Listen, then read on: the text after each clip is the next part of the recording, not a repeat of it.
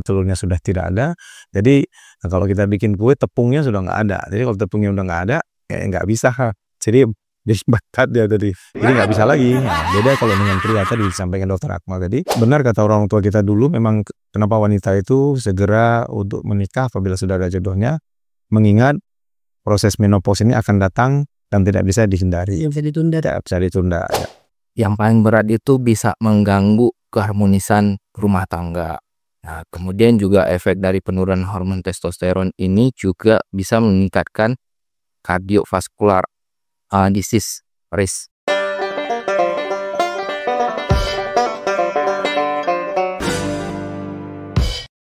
Assalamualaikum warahmatullahi wabarakatuh. Senang sekali saya Dr. Fariska kembali menyapa sobat sehat semua di acara podcast kesayangan kita, Ngopi Bareng Idi. Ngobrol pintar bareng sobat sehat. Seperti biasanya kita akan mengulik tuntas tentang kesehatan bareng para ahli. Oke, tanpa tunggu berlama-lama lagi, hari ini pada episode kali ini kita akan membahas tentang menopause dan andropause. Baik, sudah hadir narasumber di tengah-tengah kita. Yuk kita kenalan dulu. Yang pertama ada Dr. Taufik Wahyudi SPOG.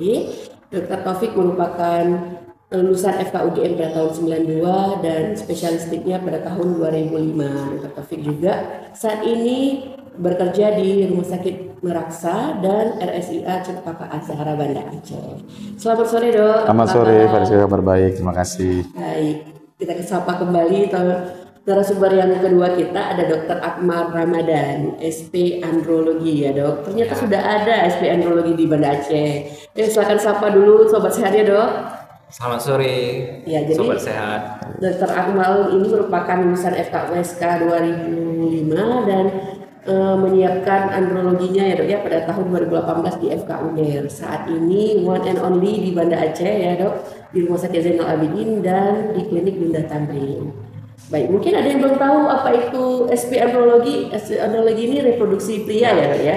Jadi kita akan membahas tentang reproduksi wanita dan pria. Jadi hari ini mengupas tuntas tentang kapan sih menopause dan andropause ini terjadi. Oke, yang pertama Dok, ini mungkin kita udah nggak sabar ya Dok. Kemarin kita sudah ada question box, kita sudah masuk beberapa pertanyaan.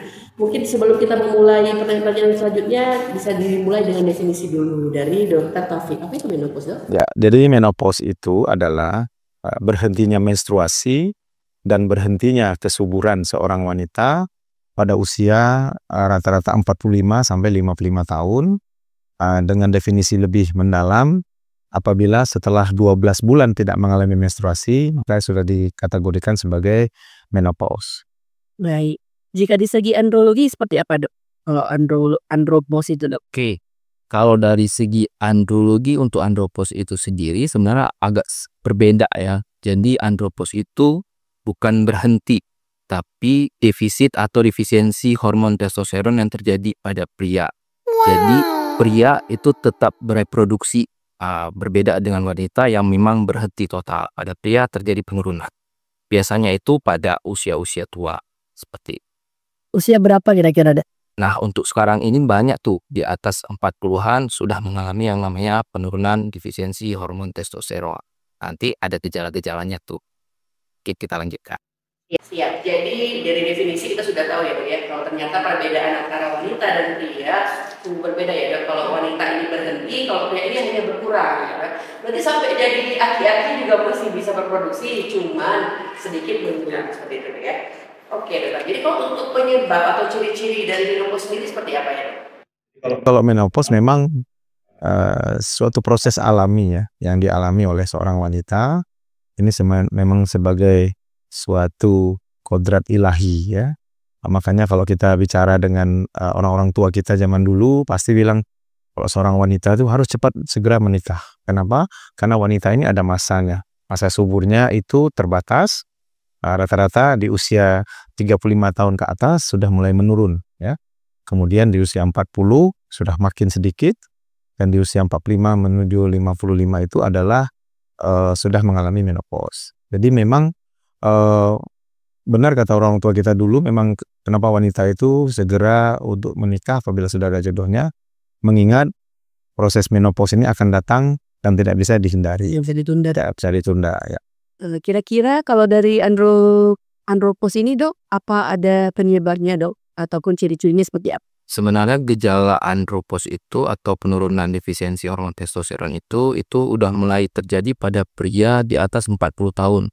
Berdasarkan penelitian bahwa kalau pria di atas 40 tahun itu per tahunnya berkurang 1% nilai kadar testosteronnya.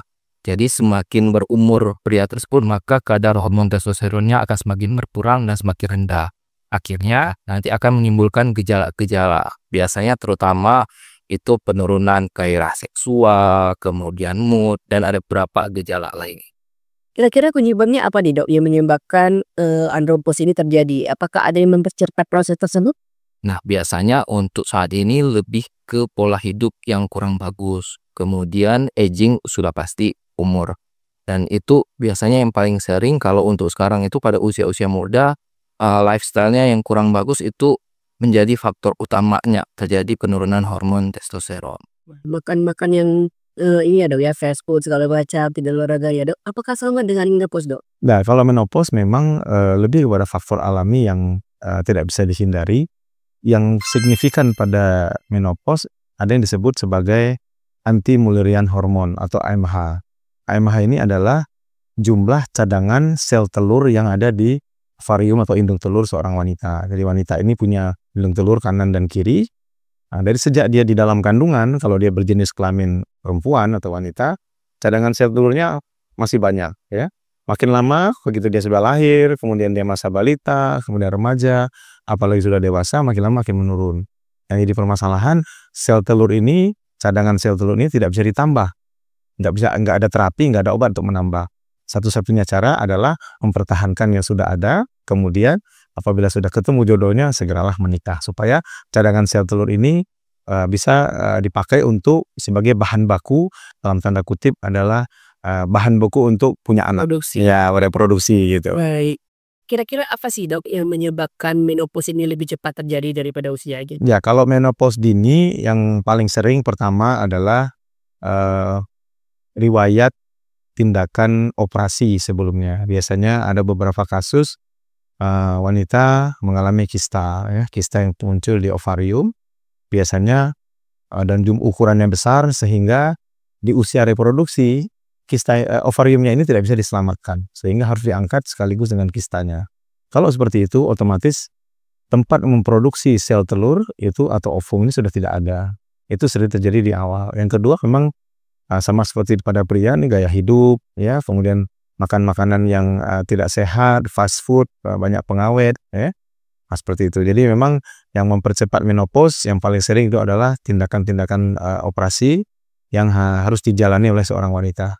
Perkembangan ilmu reproduksi sekarang sudah makin berkembang, ya. Memang kalau memang seorang wanita ini diperkirakan, contohnya misalnya dia mengalami cancer atau kanker pada ovarium misalnya, tapi dia terjadi di usia masih muda, ya, di bawah 35 tahun. Biasanya itu teknologi yang sudah ada sekarang, ada teknologi reproduksi berbantu atau TRB, ya. Itu ovariumnya itu diselamatkan dulu, sel telurnya diselamatkan dulu supaya bisa dijadikan untuk cadangan dan dibekukan. Nah, pada saat nanti pada waktunya ovarium ini akan diproses supaya bisa menghasilkan anak. Jadi teknologi sudah semaju itu.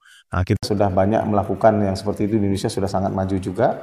Jadi memang teknologi reproduksi berbantu ini sudah cukup maju, makanya apalagi kalau pada pasien-pasien yang mengalami sakit kanker misalnya, dia akan menjalani operasi, kemudian kemoterapi, apalagi radiasi yang sudah pasti akan berefek kepada sel-sel telurnya tadi dan mengganggu dan menurunkan fungsi reproduksinya. Demikian. Baik, dok. Jadi masalah pembekuan sel telur ini saya sudah pernah dengar dari Luna Maya nih dok ya. Namanya juga sudah membekukan. Berarti itu memang ada tekniknya dok ya. Jadi kalau misalnya dia sudah diangkat ovariumnya, sel telur yang dibekukan tadi bisa dikembalikan? Ya, bisa dikembalikan. Jadi nanti melalui teknologi reproduksi berbantu tadi yang disebut dengan teknologi bayi tabung atau in vitro fertilization atau IVF.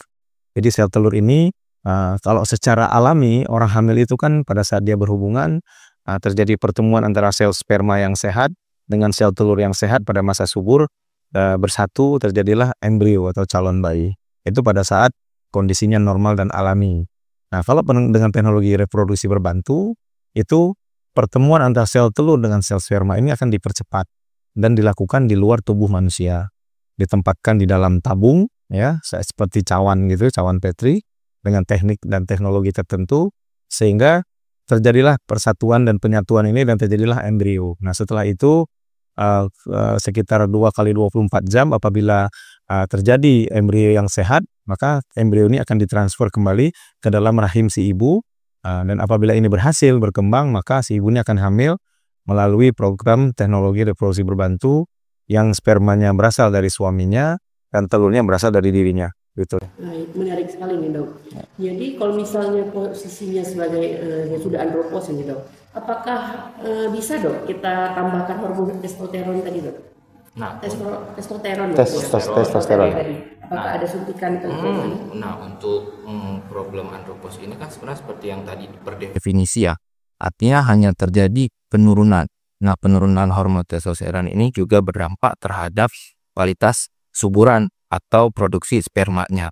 Nah, biasanya pada orang-orang yang mengalami andropos ini, secara kesuburan dia masih ada, tapi secara kualitasnya, nah itu yang perlu kita perbaiki. Nah, tapi kalau misalnya untuk direncanakan untuk seperti tadi Dr. Taufik sampaikan untuk teknologi reproduksi berbantu, selama sperma ada, ya tetap bisa dilakukan. Karena pada pria, ketika andropos itu terjadi, spermanya tidak hilang total, tapi tetap ada kualitasnya yang berkurang. Nah, biasanya kita lihat lagi nih faktor resiko atau penyebabnya seperti apa. Kalau memang karena hormon testosteron, nah kita lihat lagi terjadinya karena apa. Kalau memang karena aging, maka oke, kita lakukan yang namanya TRT atau testosterone replacement therapy. Nah, jika kejadiannya karena faktor resiko nih karena obesitas, maka obesitas itu yang kita kendalikan. Kemudian dari faktor-faktor makanan itu juga kita kendalikan. Kalau seperti obesitas, kenapa bisa menyebabkan penurunan testosteron? Pada obesitas pria, semakin lingkar perutnya meningkat di atas 90, maka rentan terjadi peningkatan hormon estradiol. Hormon estradiol itu sendiri hormonnya si wanita. Nah, ketika terjadi peningkatan hormon estradiol itu, maka berdampak terhadap hormon testosteronnya. Jadi hormon estradiol ini dapat menekan terjadinya hormon testosteron. Akibatnya hormon testosteron pada pria itu kurang. Ya, tapi meningkatkan hormon estradiol tadi nggak melambai ya dok ya? Sepertinya sih nggak ke arah situ. Karena kan pernah ada yang dibilang waktu ya, kalau ini yang sedikit-sedikit arah perempuan berarti hormon testosteronnya agak kurang. Mitos-mitos seperti itu. Baik, kembali lagi ke topik kita. Apakah menopause atau andropause ini masih bisa hamil dok? Menurut pandangan dokter? Kalau dari segi wanita sudah tidak bisa, karena kan tadi bahan baku untuk punya bayi itu bikin anak dalam tanda kutip ya, itu adalah ovum ya, sel telur ya. Nah, sel telur diproduksi oleh ovarium. Jadi kalau ovariumnya sudah tidak berfungsi, tidak mengeluarkan sel telur lagi, cadangan ovariumnya, sel telurnya sudah tidak ada. Jadi kalau kita bikin kue, tepungnya sudah nggak ada. Jadi kalau tepungnya udah nggak ada, kayak nggak bisa.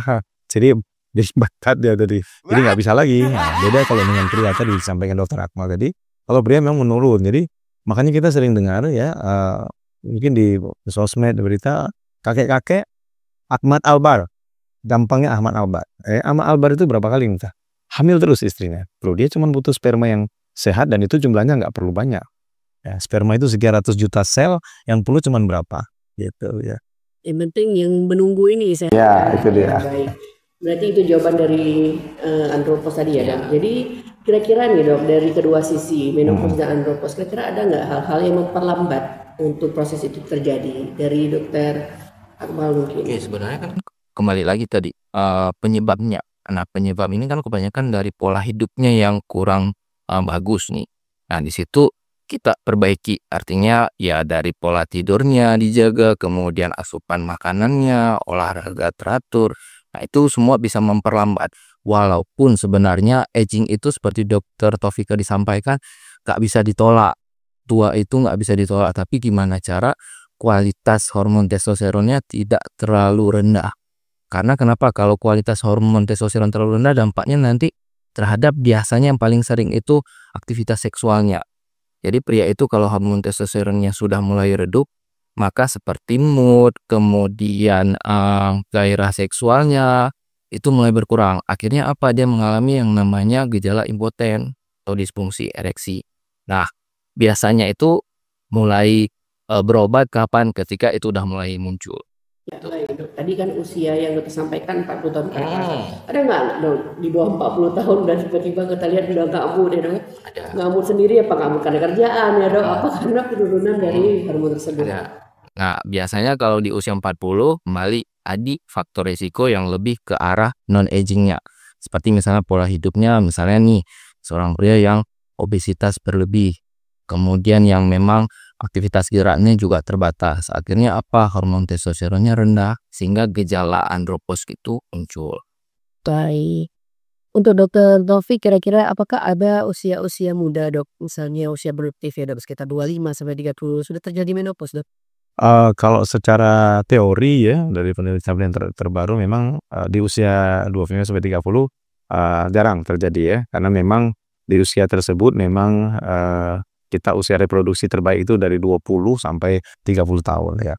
Walaupun di tradisi beberapa daerah, beberapa wilayah itu memang ada yang usia belasan sudah berkeluarga dan punya anak. Tapi di usia 25 sampai 30 untuk terjadi menopause itu sangat jarang terjadi. Nah, kalau dia tidak ada faktor risiko yang lainnya. Kecuali tadi misalnya di usia 22, 25 dia mengalami kista ya yang besar sehingga kistanya harus diangkat dan kistanya jadi satu dengan ovariumnya, apalagi kalau ovariumnya dua-duanya terkena kista. Kalau teknik dokter spesialis kebidanan kandungan mestinya sudah tahu kalau berhadapan dengan usia pasien yang masih membutuhkan fungsi reproduksi, pasti berusaha semaksimal mungkin untuk mempertahankan fungsi ovariumnya supaya ovarium atau endotelur ini masih bisa berfungsi. Di usia menopause sebenarnya memang ovarium ini masih mengeluarkan sel telur, tapi sudah sangat minim. Makanya gejala lain yang sering dialami biasanya ada hot flashes ya, di wajahnya sering kemerahan, panas, terbakar ya. Kemudian resiko lain yang bisa terjadi apabila dia sudah menopause ini ada kekeringan di daerah vagina. Jadi pada saat dia berhubungan suami istri itu akan mengalami nyeri ya. Satu lagi kalau menopause terjadi juga apalagi terjadi lebih awal, faktor risiko terjadinya pengeroposan tulang atau osteoporosis itu yang paling sering. Baik. Jadi kembali lagi dok, jika nih pasiennya menopause, saya kan pernah juga mendengar ada ibu-ibu hamil di umur usia 50 tahun segala macam itu dalam posisi sudah menopause dok ya? Otomatis kalau dia sudah hamil berarti menopausnya sudah tertunda. Nggak mungkin dia menopause terus dia hamil. Karena kalau dia berhasil hamil di usia di atas 45 berarti menopausnya menopause lambat ya. Jadi masih punya sel telur. Mungkin faktor yang maha kuasa sudah pasti. Tapi secara teori memang di atas 45 itu sudah sulit ya. Tapi kalau ada 49, 50 masih ada itu kasusnya yang jarang. Kenapa bisa terjadi seperti itu? Karena memang usia 50 ini masih mengeluarkan sel telur, mungkin ya faktor kebetulan satu sel telur ini telur yang bagus dan matang. Sehingga pada saat dia berhubungan, apalagi dia hamilnya secara alami, tidak pakai teknologi reproduksi berbantu atau bayi tabung atau IVF, secara alami itu sangat beruntung sebenarnya gitu. Baik dok. Pertanyaan terakhir nih dok terkait dengan vitamin mungkin. Apakah ada vitamin tertentu yang mungkin bisa sedikit menghambat atau Perlambat untuk terjadinya andropause dan menopause. Silakan dok. Kalau dari vitamin sih tidak ada vitamin khusus sih. Kalau saya malah lebih concern ayo perbaiki pola hidupnya. Kalau memang karena sudah terjadi penurunan hormon testosteronnya, maka dapat dilakukan terapi hormonal.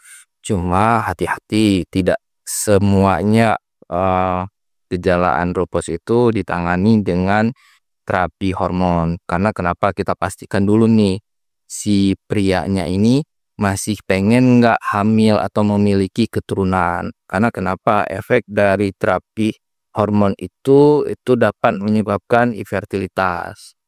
Itu yang harus benar-benar kita kayak konsen pada pasien. Kalau memang mulai terapi hormon, maka efek terapi ini akan menurunkan kualitas suburan Anda.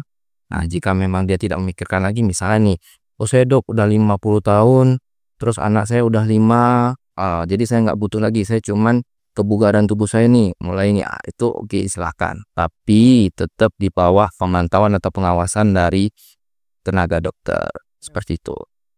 Berarti memang kalau memang cuman untuk menggairahkan boleh terapi hormon ya, apalagi kalau untuk, memproduksi lagi udah efek samping dari fertilitas ya. Gimana tuh dengan menopause, Dok? Ya, kalau dengan menopause mungkin agak berbeda ya dibanding dengan sisi kesuburan pria. Kalau menopause memang, obat-obat yang bisa diberikan itu apabila gejala menopause ini sudah sangat mengganggu ya.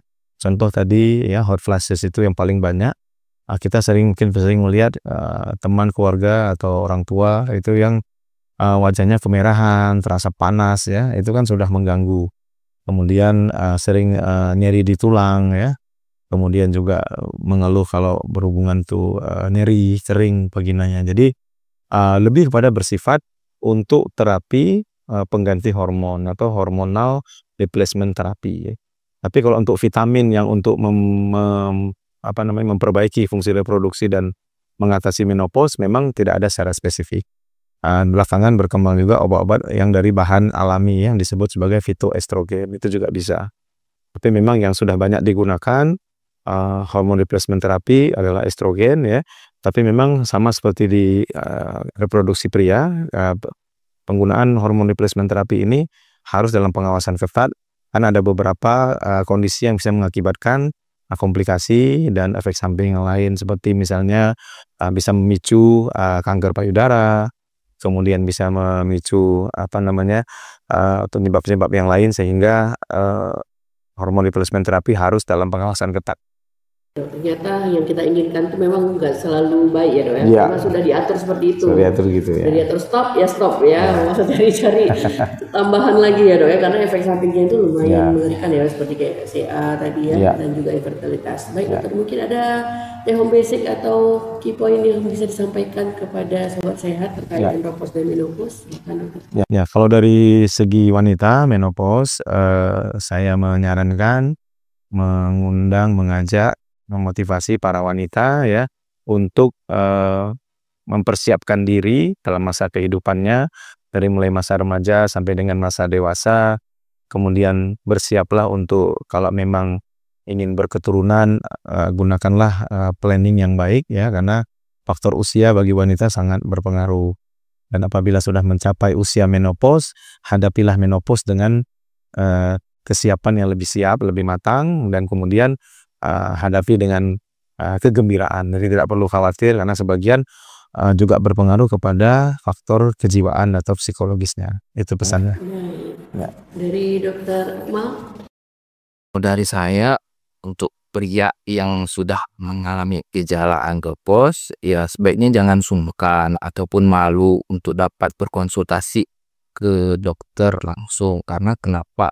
Efek dari gejala andropause ini yang paling berat itu bisa mengganggu keharmonisan rumah tangga.